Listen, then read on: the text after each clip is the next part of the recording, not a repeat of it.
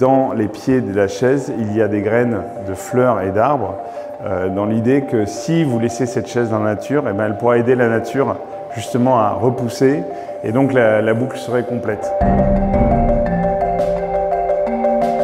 Bonjour, je m'appelle Julien Gorias, je suis designer chez Carbone 14 Studio. Aujourd'hui, je suis là pour vous parler de design et d'artisanat comme deux forces indissociables. Et bien pour moi, l'artisanat, c'est vraiment l'expression de l'humanité dans la matière. C'est-à-dire que l'artisanat, c'est ce qui s'est passé le premier jour où il y a plus de 3 êtres humains qui se sont retrouvés dans une forêt. Et d'ailleurs, c'est assez drôle de voir quand vous êtes avec des gens dans une forêt ou dans un endroit qui n'est pas encore habité, à quel point on va déplacer un bout de bois et en faire un fauteuil, on va s'organiser, on va mettre en place des choses pour l'habiter, pour le rendre domestique.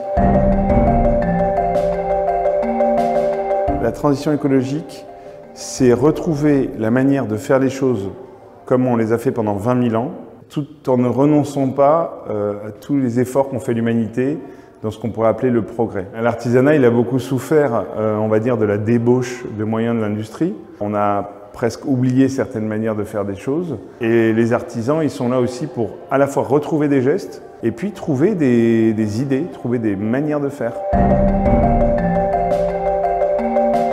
Je pense que le design a mauvaise presse. Il n'est pas dans notre tradition culturelle. Voilà. C'est un peu un truc qui nous est arrivé d'Angleterre, de l'industrie. Même aujourd'hui, le mot design n'est pas clair.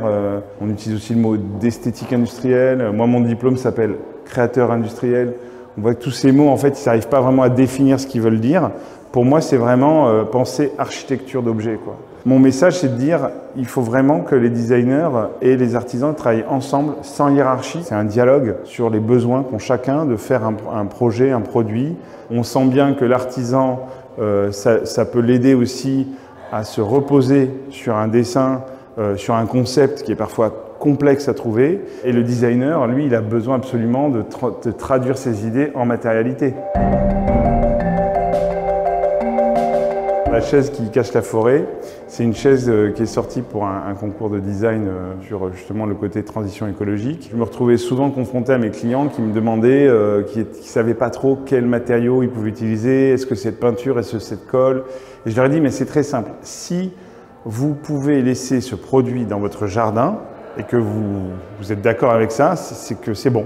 Et donc le défi que je m'étais mis sur cette chaise, c'était de réaliser une chaise uniquement avec des produits issus de la nature. Donc c'est une chaise qui est en bois, cintrée à la vapeur, collée avec de la colle poisson, qui est une colle traditionnelle d'ébéniste, teint avec de l'oxyde de fer, donc c'est un principe d'ébonisation, et ensuite cire d'abeille chargée en charbon de bois. Au final, cette chaise, elle n'est faite que de choses de la nature. La question, c'est est-ce qu'on se donne les moyens d'utiliser moins d'énergie, de ne pas avoir recours au vis, au plastique, pour faire des objets qui sont un peu différents, tout en gardant une forme moderne, désirable.